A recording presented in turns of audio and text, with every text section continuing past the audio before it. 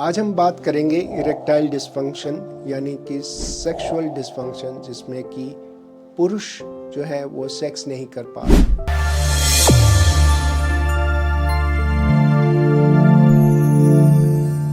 मैं हूं doctor Rajesh Taneja, senior consultant urology, andrology and robotic surgery, Indraprastha Apollo hospital, Sarita Vihar, Nai Delhi.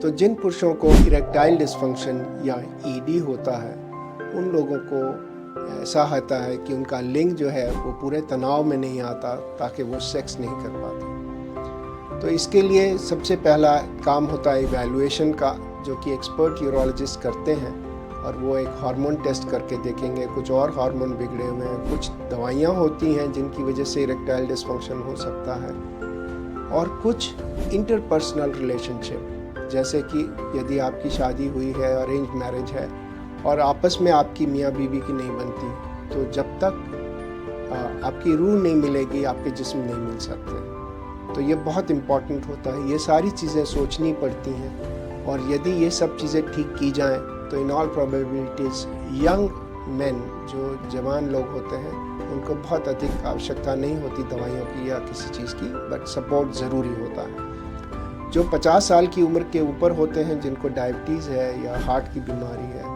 ऐसे में there is an organic disease, उनकी जो लिंग की जो ब्लड सप्लाई है वो कम हो जाती है, जिसकी वजह से इरेक्टाइल डिस्फंक्शन होता है। उनके लिए हम कहते हैं कि हम पेनाइल इम्प्लांट या सर्जरी करके डिवाइस जो होती प्लास्टिक की रॉड्स होती हैं वो फिट कर देते हैं, ताकि वो सेक्सुअल एक्टिविटी कर सकें। तो जवानों में आमतौर पे दवाइयाँ या सपोर्ट काम करता है, बाकी चीज़ें ठीक करनी पड़ती हैं, इंटरपर्सनल रिलेशनशिप। जो एल्डरली होते हैं 50-55 के ऊपर, जिनको डायबिटीज़ होती है, तो implants is the answer for erectile dysfunction.